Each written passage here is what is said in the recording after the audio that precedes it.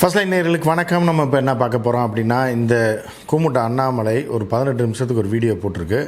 அதை பற்றி தான் பார்க்க போகிறோம். அது வந்து என்னென்னா, மும்மொழி கொள்கையை பற்றி பல கேள்விகளை கேட்டு டிஜிட்டல் போர்டெலாம் போட்டு விளக்கம்லாம் கொடுத்து கூமுட்டத்தனமாக கோமாளித்தனமான ஒரு வீடியோ வந்திருக்கு. இதற்கு வந்து பிடிஆர் கிட்டத்தட்ட தேர்தலுக்கு முன்பு எம்பி தேர்தலுக்கு முன்னாடி அவர் பரபரப்பாக செயல்பட்டு இருந்தார்.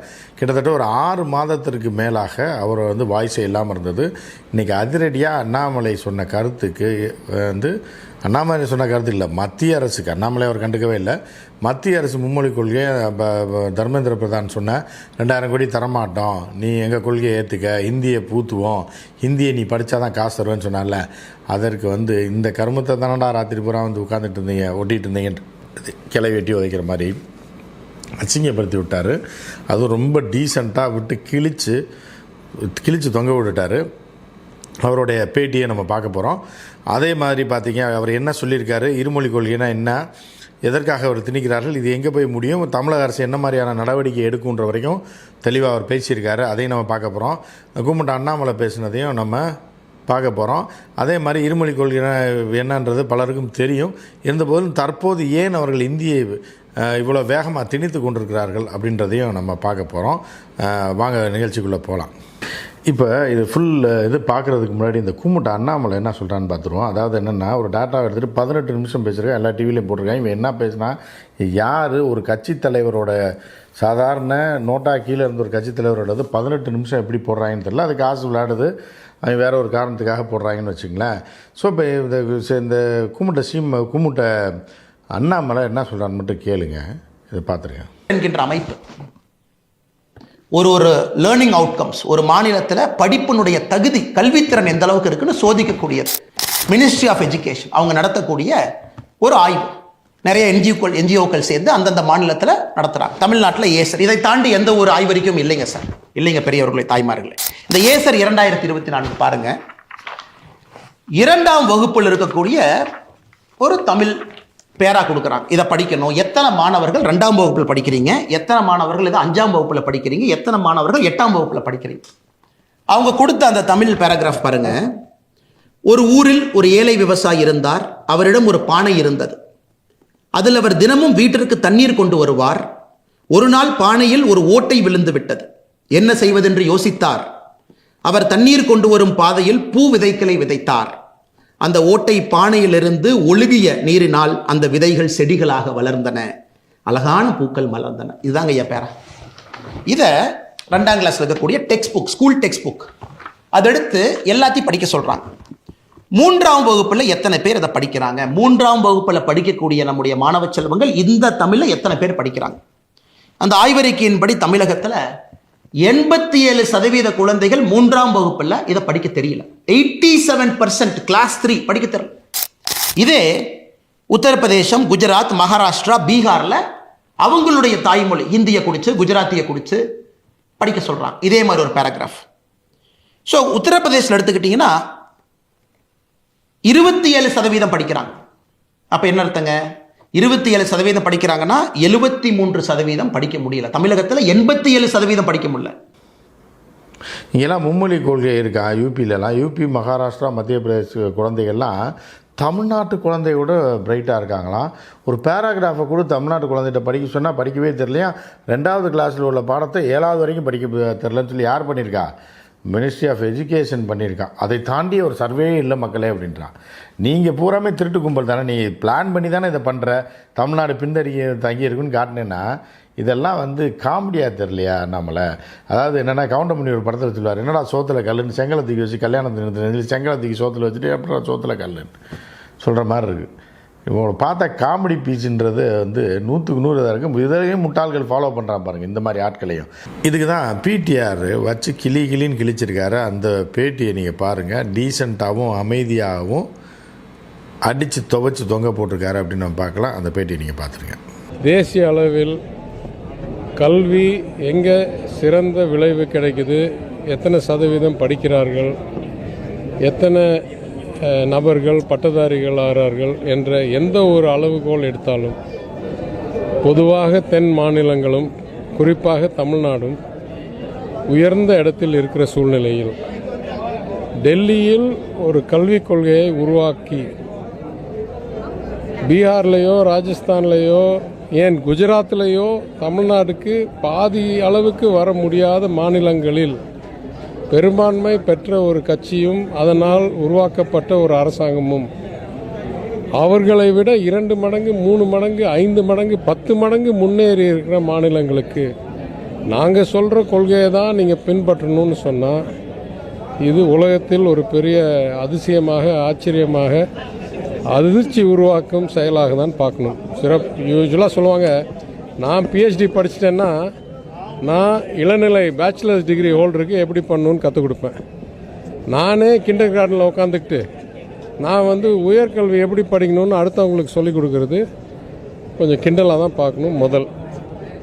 அதை தாண்டி எந்த கொள்கை எப்படி செயல்படுத்தப்படுகிறது, எது எங்கே ஆக்சுவலாக நிறைவேற்றப்படுகிறது என்றதை பற்றி பல முறை நான் விளக்கியிருக்கிறேன். கேரளா, தமிழ்நாடு போன்ற மாநிலங்களில் 2 மொழிக் கொள்கை பேரறிஞர் அண்ணா கூறினபடி இரட்டை மொழிக் கொள்கையை சிறப்பாக செயல்படுத்தி உலகளவில் இன்றைக்கு நம்மளுடைய இளைஞர்கள் பல சிறந்த பணிகளிலும் என்ன மாதிரி கொஞ்சம் வயசானவங்க பல கார்ப்பரேட்டில் பெரிய இடத்திலும் அரசாங்கத்தில் பெரிய இடத்திலும் பணி செய்து வருகிறோம். எனவே நம்ம கல்வி திட்டத்தில் இந்த இரட்டை மொழி கொள்கையில் குறை மற்றும் இல்லைன்றதை தாண்டி நிறை இருக்குது என்றதை நிரூபித்து விட்டோம். இப்போ நான் சொல்கிறேன், இரட்டை மொழி கொள்கை கூட அமல்படுத்த முடியாத வட மாநிலங்களில், ஏன்னா அவங்களுக்கெல்லாம் இந்நேரம் ஹிந்தியும் இங்கிலீஷும் தெரிஞ்சிருந்தால் நம்மளுக்கு ஹிந்தி கற்றுக் கொடுக்கறதுக்கு அவங்க திணிக்கிறதுக்கு அவங்க விருப்பப்படக்கூடாது. எனவே இரட்டை மொழி கொள்கையை சிறப்பாக செயல்படுத்தி அதோடைய நல்ல பலன்களை அனுபவிக்கும் மாநிலங்களுக்கு, ஒரு மொழி கொள்கையை கூட சரியாக நிறைவேற்ற முடியாத மாநிலங்கள், அதுலேருந்து வந்த அரசாங்கம் நாங்கள் சொல்கிறது தான் கற்றுக்கணுன்றது ஒன்று கூட சரியில்லாதவங்க அவங்க எப்படி 2 கொண்டாட போகிறாங்க, அடுத்தாப்புல 3 கொண்டாட போகிறாங்க. அவங்க வேலையை பார்க்குறதுக்கு பதிலாக ஒழுங்காக இருக்கவங்கள 2லேருந்து 3 ஆக்குன்னு சொல்கிறது 2வது குறிப்பிடத்தக்க ஒரு நிகழ்வு. ஸோ இப்படி பிடிஆர் அமைதியாக டீசெண்டாக சொல்ல வேண்டிய விஷயத்தை பூரா தெளிவாக சொல்லிட்டார். தமிழக அரசு என்ன நினைக்குது, என்ன பண்ண போகுது, அரசுக்கூட உரிமை என்ன, எல்லாத்தையும் அப்படி சொல்லியிருக்காரு. ஸோ தொடர்ந்து நம்ம இதை பார்க்கலாம். ஏன் இந்தியை இவ்வளோ ஃபோர்ஸாக இப்போ திணிக்க ஆரம்பிச்சிருக்காங்க, எதுக்கு இந்தின்னு ரொம்ப நாளாக இவங்க மாரடிக்கிறாங்க அப்படின்றத நான் தெளிவாகவும் விளக்கமாகவும் 2 லைனில் சொல்கிறேன். அதுக்கப்புறம் புரிந்தவர்கள் எடுத்துக்கொண்டவர்கள் எடுத்துக்கொள்ளலாம், அது உங்கள் இஷ்டம். ஸோ இப்போ என்ன அப்படின்னு பார்த்தீங்கன்னா, ஹிந்தியை சென்ட்ரலைஸ் பண்ணணும், ஹிந்தியை ஒட்டுமொத்தமாக இந்திய மொழியாக மாற்ற வேண்டும் அப்படின்ற முயற்சியை தான் காங்கிரஸ்காரனு காலங்காலமாக இருந்தால் 60களில் நடந்த போராட்டங்கள் 70, 80 இப்படி இந்தியை நுழைய விடாமல் இன்றைக்கி வரைக்கும் நம்ம தடுப்பு சுவர் போட்டு வச்சுருக்கோம். அதனால தான் தமிழ்நாடு முன்னேறி நீங்கள் உலக அளவில் ஒரு பெரிய இடத்துல இருக்குது. இன்றைக்கி மோடி போய் எப்படி தலை குனிந்து உட்கார்ந்துருந்தது உங்களுக்கு தெரியும். ஹிந்தி மட்டுமே படித்த மோடி, தாய்மொழி குஜராத்தியும் ஹிந்தியும் மற்ற மோடி அங்கே எப்படி உட்காந்து 2 பேர் டிரான்ஸ்லேட் பண்ணி அவமானப்பட்டது நம்ம எல்லாமே பார்த்தோம். ஜெய்சங்கர் இந்த பக்கம் கெத்தாக உட்காந்துருக்காரு. அவருக்கு ஹிந்தி தெரியாது, தமிழும் இங்கிலீஷும் தான் தெரியும். சரியா, ஜப்பானீஸ் தெரியும், எல்லாம் தெரியும், ஆனால் ஹிந்தி தெரியாது. ஸோ அந்த ஹிந்தி தெரியாத ஜெய்சங்கரை வச்சு தான் மோடிஜி மஞ்சள் குளிச்சுக்கிட்டு இருக்காரு இத்தனை ஆண்டுகளாக. இது ஒரு பக்கம் இருக்கட்டும். இப்போ நம்ம எப்படி ஹிந்தி படிக்காததுனால முன்னேறிஇருக்கோம், ஹிந்திக்காரன் ஹிந்தியை மட்டுமே படிக்காததுனால எப்படி பின்தங்கி இந்த இந்தியாவில் இருக்கான் அப்படின்றது தான் நான் பார்த்தோம்னாலே உங்களுக்கு ஹிந்தி வேணுமா வேண்டாமான்றது புரியாதவர்களுக்கு தெரிந்துவிடும். சரி, இன்னொரு மொழியை தானே படிக்க சொல்கிறாங்க, அதில் என்ன தப்பு இருக்குது அப்படின்னு நீங்கள் கேட்கலாம். எல்லாத்துக்குமே நான் விளக்கமாக ஒரு விஷயத்தை சொல்கிறேன். அப்போ அண்ணாமலை இன்னொரு உருட்டுறாப்புல என்னன்னா, திமுக தலைவர்கள்லாம் அவங்க பிள்ளைங்களை கான்வென்ட்டில் படிக்க வைக்கிறாங்களா, அவங்களாம் ஹிந்தி படிக்கிறாங்களா, அதை பற்றி வெள்ளை அறிக்கை வேணுமா? சரி, இதையும் பற்றி நம்ம பேசலாம். இப்போ என்ன அப்படின்னு பார்த்தீங்கன்னா, எதுக்காக இவங்க ஹிந்தின்னு நெஞ்சில் அடிச்சுக்கிறாங்க இந்த காவாலி பயல்கள், அதாவது குறிப்பாக இந்த கைக்கூலிகள்லாம் சேர்ந்து ஏன் அவனுக்கு ஜால்ரா போடுறான் அப்படின்றத பற்றி நம்ம டீட்டெயிலாக பார்க்கலாம். இப்போ இதில் என்ன அப்படின்னு பார்த்தீங்கன்னா, ஹிந்தி படிக்காததனால் ஆங்கிலம் படித்ததால் மட்டுமே அமெரிக்காவில் இருக்கிற பாப்புலேஷனில் அமெரிக்காவில் இருக்கக்கூடிய கற்றறிந்தவர்கள் டாப் போஸ்ட்டில் இருக்கவங்க ஐடி கம்பெனியில் நாம் சாதிக்க முடிந்தது காரணமே இங்கிலீஷ் படித்ததுனால தான், இந்தியை ஒதுக்கி விட்டு இங்கிலீஷ் படித்ததுனால தான் அப்படின்னு நீங்கள் நல்லா புரிஞ்சுக்கணும். வடக்கன்ஸ் எங்கேயுமே அமெரிக்காவில் வடக்கன்ஸ் அமெரிக்கா கையை கட்டி காலையும் கட்டி தூக்கி ஃப்ளைட்டில் போட்டு அனுப்புனா, ஆனால் ஒரு தமிழன் கூட இன்று வரை அங்கேருந்து நாடு கடத்தப்படவில்லை. இதிலேருந்து நீங்கள் தெரிஞ்சுங்க, ஹிந்தி மற்றும் தெரிஞ்சவனோட நிலையும் ஆங்கிலம் படித்து கல்வி அறிவோடு அமெரிக்காவுக்கு வேலைக்கு போனவனோட நிலைமை பார்த்துங்க. ஒரு கர்நாடகாக்காரனை நாடு கடத்தலை, ஒரு கேரளாக்காரனை நாடு கடத்தலை, ஒரு தமிழை அந்த நாடு கடத்தல இல்லை. எல்லாம் குஜராத்தியும் பஞ்சாபியும் ஹரியானாக்காரனும் இருக்கான். படிப்பறிவு இல்லாமல் கம்பி வேலிக்குள்ளே போனவன், எங்கேயா அமெரிக்காவுக்கு போனவன். இதிலேருந்து இந்தி லட்சணத்தை என்னன்னு நீங்கள் தெரிஞ்சு, ஹிந்தி மட்டுமே தெரிஞ்சவனோட லட்சணம் என்னன்றதை நீங்கள் புரிஞ்சுங்க. இன்னொரு விஷயம் என்னென்னா, தமிழ்நாட்டில் இவங்க என்ன பண்ணுறாங்க அப்படின்னு பார்த்தீங்க அப்படின்னா, குழந்தைகள் மனசுலேயே நஞ்சை விதைத்து, ஏன்னா அண்ணாமலை இன்றைக்கி ஒன்று சொல்லியிருக்காங்க என்னென்னா, வந்து தாய்மொழியில் ஒரு 2வது பாடம் ஒன்று இருக்கான். அதில் உள்ள ஒரு பேராகிராஃபை 3வது படிக்கிற குழந்தை கூட படித்து காட்ட முடியலையா, 4வது படிக்கிற குழந்தையும் படித்து காட்ட முடியல. என் தமிழ்நாட்டில் 7வது படிக்கிற குழந்தையும் படித்து காட்ட முடியல. அப்படி இருக்க அரசு பள்ளி நிலைமை. கூமுட்டை, அதாவது இந்த தமிழ்நாட்டில் தமிழை மட்டுமே படித்து ஜனாதிபதி அளவுக்கு உயர்ந்தவர் யார்? அப்துல் கலாம். கவர்மெண்ட் ஸ்கூலில் படித்தவர். அவ்வளோ வேண்டாம். மயில்சாமி அண்ணாதுரைன்னு நிலவுக்கு இது விட்டவர், என்ன ராக்கெட் விட்டவர், இஸ்ரோவுடைய தலைவர் இதாக இருந்தவர், ப்ராஜெக்ட் லீடராக இருந்தவர். அவர் படித்தது பொள்ளாச்சியில் கவர்மெண்ட் ஸ்கூலு. ஹிந்தி படிக்கலை, இங்கிலீஷும் தமிழ் தான் படித்தார். அதுக்கப்புறம் லேட்டராக இங்கிலீஷ் படித்தார். அதனால தான் அவர்கள்லாம் சயின்டிஸ்ட் ஆனாங்க. நீங்கள் சொல்கிற ஹிந்தி படித்தான்ல, அவன் பூரா வந்து பிரயாக்ராஜில் கண்ணாடியை உடச்சிட்ருக்கான். கல்லை எடுத்து ட்ரெயினில் அடித்து கண்ணாடியை உடச்சி உள்ளே பூந்துக்கிட்டு இருக்கான். அதுக்கப்புறம் டெல்லியில் செத்து போயிட்டான் பாருங்கள் கூட்ட நெரிசலில். இவன் தான் ஹிந்தி படித்தவன், புரியுதா? இதெல்லாம் விடுங்க, இது தர்க்கத்துக்கு பேசுகிறோம், இதுக்கு பேசுகிறோம், அவனுடைய வாழ்வியல் முறையை பேசுகிறோம், இன்றைக்கி வரைக்கும் வளர்ச்சி அடையாத நிலையை பேசுகிறோம். ஏன்னா ஹிந்தி படித்தவன் என்ன ஆகிட்டான்? ஏன்னா உத்தரப்பிரதேஷ்காரன் இந்தியாவில் நம்பர் 1 இருக்கானா? பீகார்காரன் நம்பர் 1 இருக்கானா? இல்லை, அவனே பிழைப்புக்கு வழி இல்லாமல் பாண்டே போன்றவர்களும், ஏன்னா எச் ராஜா சர்மா போன்றவர்களும் இங்கே வந்து பிழைச்சிக்கிட்டு இருக்காங்க. இங்கே வந்து இருக்கிறனால தான் குடும்பத்தோட ஒரு கௌரவமாக வாழக்கூடிய ஒரு நிலை இருக்குது அப்படின்னு நம்ம பார்க்குறோம். இதை தாண்டி இவர்களோட உள்குத்து என்னன்றது, ஹிந்தி எதுக்கு ஹிந்தி கத்துறான் மாரடிக்கிறான் அப்படின்றது, இவன் தாய்மொழி இந்தியா அப்படின்னா இல்லை. சரி, இப்போ குஜராத்திகள் ஏன் இந்தியை படிக்கணும்னு மாரடிக்கிறாங்கன்னா, அவர்களுக்கு ஹிந்தி தெரியும், அங்கே படிச்சுட்டாங்க. அதனால் என்ன பண்ணுறாங்கன்னா, இந்தியன் பிஸ்னஸை சென்ட்ரலைஸ்ட் பண்ணி அவங்க தலைநகரத்தில் ஹெட் குவார்ட்டர்ஸை வைக்கிறதுக்கு தான் இந்த திட்டம். சரியா? இப்போ ஒரு உதாரணத்துக்கு சொல்கிறேன். இப்போ கிரெடிட் கார்டு நீங்கள் வாங்குறீங்க அப்படின்னா, இல்லை ஒரு ஃபோன் பேங்கிங் பண்ணுறீங்க அப்படின்னா, அவன் டெல்லியில், நொய்டாவில், பாம்பேயில் ஆஃபீஸை வச்சுட்டு, கால் சென்டர் வச்சுட்டு, ஹிந்தி மட்டும் தெரிந்தால் அங்கேயே வச்சு, அங்கேயே ஹிந்தி தெரிஞ்சவர்களே அங்கேயே வேலைக்கு சேர்த்து, கால் சென்டரில் 1000 கணக்கில் சேர்த்து அங்கேருந்தே எல்லாருக்கும் ஃபோன் பண்ணி பேசி முடிச்சிருவான். இது ஹிந்தி தெரியாதனால தமிழில் பேச வேண்டியது இருக்குது, மலையாளத்தில் பேச வேண்டியது இருக்குது. அப்போ தமிழனையும் மலையாளத்துக்காரனையும் வேலைக்கு சேர்க்க வேண்டியது இருக்குது, அவனுக்கு பெரிய அளவில் சம்பளம் கொடுக்க வேண்டியது இருக்குது. அதனால் ஹிந்தியை இவனுக்கு கற்றுக் கொடுத்துட்டோம்னா, ஹிந்தி படிச்சுட்டு நமக்கு வேலைக்காரனா நம்ம ஊரில் கிடப்பான்றது. இன்னொரு சிம்பிள் உதாரணம் சொல்கிறேன், சினிமாவை வைத்து சொல்கிறேன். சரியா? இப்போ ஹிந்தி பூத்தப்பட்டு விட்டது ஒரு 20-15 வருஷம் ஆயிடுச்சு அப்படின்னா எல்லாருக்கும் ஹிந்தி தெரிஞ்சிருச்சுன்னு வச்சிங்களேன். உங்களோட ஹீரோ வந்து ஷாருக் கானும் சல்மான் கானுமாக தான் இருப்பான். ஏன்னா ஹிந்தி படம் தான் இங்கே வரும். நல்லா புரிஞ்சுங்க இந்த வித்தையை. அதானியும் அம்பானியும் மட்டும்தான் ப்ரொடியூசராக இருப்பான். ஹிந்தி படம் மட்டுமே எடுத்து நாடு முழுவதும் இன்றைக்கி 5000 கோடிக்கு விற்கிறான்னா, நாளைக்கு 15-20,000 கோடிக்கு நாடு முழுவதும் விற்றுட்டு ஓனர்லாம் அங்கே இருப்பான். நம்ம போய் டிக்கெட் எடுத்து ஹிந்தி படம் பார்க்குறோன்னு வைங்க, அந்த காசு பூரா அவனுக்கு மொத்தமாக போயிடும். அங்கே உட்காந்தே காசு அடிச்சுட்டு போயிடுவான். மொத்த இந்தியாவில் உள்ள வர காசையும் அடிச்சுட்டு பாம்பேயில் அசால்ட்டாக உட்காந்துருப்பான். திரைப்படங்களில் கூட தமிழர்கள் வாய்ப்பு கிடைக்காது, இயக்குநர்களுக்கு வாய்ப்பு கிடைக்காது. நான் உதாரணத்துக்கு தான் ஒரு ஃபீல்டை சொல்கிறேன். ப்ரொடியூசர் பூரா காலியாயிரும். எல்லாம் கார்ப்பரேட் ப்ரொடக்ஷன், ஜிடிவி காரனும் அதானி அம்பானியும் அங்கே உட்காந்து பாம்பேயில் உட்காந்து அவங்க கம்பெனி படம் எடுக்கும். ஹீரோவும் அவங்க ஆளை போட்டு படம் எடுப்பாங்க. நம்ம அதை பார்த்து கை தட்டி ரசிச்சுக்கிட்டு உட்காந்துருக்க வேண்டியதான். நம்ம 150 ரூபா 200 ரூபா டிக்கெட் 500 ரூபாய்க்கு எடுத்து எல்லா காசும் அவனுக்கு போயிடும். காசு பூரா அவனுக்கு போயிடும். ஆனால் ப்ராடக்ட் அவனோட ப்ராடக்ட் ஆயிரும். நம்மளையும் வந்து இந்தி அடிமையாக்கி அவன் பின்னாடி போக வச்சிடும். இது ஒரு சிம்பிளாக சொல்கிறேன்.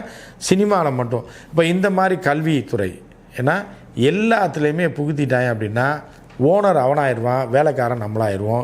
நம்மளோட வளர்ச்சியும் தடுத்து நிறுத்திடுவான், நம்மளோட உணர்ச்சியும் தடுத்து நிறுத்திடுவான். எல்லாத்தையும் நிறுத்தி நம்மளை கொண்டு போய் மொத்தமாக இந்திக்காரன்ட்ட அடகு வைக்கிறதுக்கான வேலைகளை தான் இங்கே உள்ள தமிழ்நாட்டில் இருக்க கைக்கூலிகளும் செய்து கொண்டிருக்கிறது. ஏன்னா அதுகளுக்கு காசும் பதவியும் கொடுக்கறதுனால தமிழர்களை காட்டி கொடுத்து, ஏன்னா ஹிந்தி படித்தா என்ன அப்படின்றான். அடுத்து இந்த கேள்வியை கேட்டால் பாருங்கள், உங்கள் பிள்ளைலாம் ஹிந்தி படியா? நாங்கள் வந்து உன் பிள்ளை ஹிந்தி ஸ்கூலில் சேர்த்து விடு, ஃப்ரெஞ்சு ஸ்கூலில் சேர்த்து விடு, யாருமே கேட்க போகிறது இல்லையே. அண்ணாமலை பிள்ளையை கொண்டு போய் ஆந்திராவில் கூட படிக்க வைங்க, அதை பற்றி யார் கேட்க போகிறா? யார் தடுக்க போகிறா? நீ என் பிள்ளை என்ன படிக்கணும் நீ முடிவு பண்ணாத, அது நாங்கள் முடிவு பண்ணுவோம். நாங்கள் நினச்சா ஹிந்தியும் படிப்போம், ஹிந்தி தேவையில்லைன்னா தூக்கி போட்டு ஃப்ரெஞ்சோ டச்சோ எது வேணாலும் படிப்போம். உனக்கு என்ன? ப்ரைவேட் ஸ்கூலில் படிக்க வைக்கிறான், அவன் இஷ்டத்துக்கு அவன் பிள்ளைய படிக்க வைக்கிறான். உனக்கு என்ன இருக்குது? நாங்கள் இங்கிலீஷ் படித்ததுனால தான் இன்றைக்கி இத்தனை இன்ஜினியரிங் காலேஜ் இங்கே இருக்குது, இத்தனை மெடிக்கல் காலேஜ் நாங்கள் கட்டி வச்சுருக்கோம். நீ வந்து ஆட்டையை போட்டு போகிற நீட்டுன்ற பேரில். ஏன்னா வடக்கணை கொண்டு வந்து பூத்தி வச்சுக்கிட்டு இருக்க. இன்ஜினியரிங் காலேஜ் இத்தனை இல்லை, தமிழ்நாட்டில் இருக்க மாதிரி இன்ஜினியரிங் காலேஜில் எங்கேயுமே கிடையாது. உத்தரப்பிரதேசலாம் ஸ்கூலும் கிடையாதுன்றாங்க. பீகாரில் ஒரு பையன் பேட்டி கொடுக்குறேன், என் பிள்ளையெல்லாம் இங்கே கார்ப்பரேஷன் ஸ்கூலில் சேர்த்துருக்கோம், அங்கே ஸ்கூலே கிடையாது, நாங்கள் கிலோமீட்டர் கணக்கில் அப்படின்றான். இப்படி ஒரு கேவலமான கேடுகெட்ட ஆட்சியை அங்கெல்லாம் செய்து கொண்டு இங்கே வந்து தமிழகத்தில் குழப்பம் விளைவித்து இங்கே உள்ள முட்டாள்களை வந்து ஆர்கனைஸ் பண்ணி அது அவர்கள் ஆர்கனைஸ் பண்ணுறது மத ரீதியாக ஆர்கனைஸ் பண்ணிவிட்டு இந்த மாதிரி முட்டாள்தனத்தை உள்ளே பூத்தி விடுறது. நீலாம் இந்து அப்படி இப்படின்னு சொல்லி அவனை எல்லாம் சேர்த்துட்டு அந்த கூட்டத்திடம் இந்த இந்தியை பற்றி புகுத்துறது, இதை பற்றி தமிழர்களை அழிப்பதற்கான எல்லா வேலைகளையும் இவர்கள் செய்து கொண்டிருக்கிறார்கள். நீங்கள் சுதாரிப்பாக இல்லை அப்படின்னா அடுத்த ஜென்ரேஷன் நீங்களும் ஒரு மங்குனி மாக்கியானாகி நீங்கள் வடக்கன்ஸ் மாதிரி தான் சுற்றிட்டு இருக்க வேண்டிய ஒரு நிலைமைக்கு ஆளாயிருவீங்க. அதனால் தமிழர்கள் சுதாரிப்பாக இருக்க வேண்டிய காலம். ஏன்னா வள்ளூர் ஒரு பக்கம், பச்சை பாம்பு ஒரு பக்கம், விஷப்பாம்புகள், கொடிய மிருகங்கள்லாம் அப்படியே குபுன்னு வந்து நம்மளை சூழ்ந்து கொண்டிருக்கின்றன. இவர்களிடந்து நம்ம தப்பிக்கிறதே பெரும்பாடாக இருக்கிறது. மாநில அரசும் அவர்களை குத்தாமல் அப்படியே அவர்களை ஃப்ரீயாக விட்டுக்கிட்டு இருக்கு அப்படின்றதை நம்ம பார்க்குறோம். எனவே நம்மை நாம் தான் பாதுகாத்துக் கொள்ள வேண்டும், நம் பிள்ளைகளை நாம் தான் பாதுகாத்துக் கொள்ள வேண்டும். அறிவுபூர்வமாக சிந்தித்து நீங்கள் யோசித்து பாருங்கள். உங்களுக்கு சரி என்றால் அதை செய்யுங்கள், இல்லை ஹிந்தி படிக்க வச்சு என்ன அதனால் என்ன விளைவுன்னு சொல்லி நீங்கள் பாருங்கள். இங்கிலீஷ் படித்தா, டச்சு படித்தா, ஸ்பானிஷ் படித்தா, இல்லை வந்து ஜாப்பனீஸ் படித்தா உங்களுக்கு என்ன வாழ்க்கையில் என்ன ப்ளஸ் இருக்குது, ஹிந்தி படித்தா என்ன ப்ளஸ் இருக்குது அப்படின்றத நீங்கள் தெரிந்து கொள்ளுங்கள். ஹிந்தி ஒரு பாரம்பரிய மொழியே கிடையாதுன்றதை நீங்கள் புரிஞ்சுக்கங்க. ஒரு 120-140 வருஷத்துக்கு முன்னாடி தான் அந்த மொழியே உருவாக்கப்பட்டது அப்படின்ற அதுக்கு எந்த இலக்கிய வளமும் கிடையாது, ஒரு மண்ணாங்கட்டியும் கிடையாதுன்றதையும் புரிஞ்சுங்க. ஏதாவது ஒரு ஸ்பெஷல் இருந்தாலும் அதை எடுத்துக்கலாம், எதுவுமே இல்லைன்றதை நீங்கள் புரிந்து கொள்ளுங்கள். ஏன்னா நம்மளை சுற்றிலும் மிக கொடூரமான மிருகங்கள் சுற்றி கொண்டிருக்கிற அரசியலில். அதனால் நாம் வந்து தெளிவாக இருக்க வேண்டியது நம்மளுடைய கடமையாக இருக்கிறது. மற்றும் ஒரு நிகழ்ச்சியில் சந்திப்போம். நன்றி, வணக்கம்.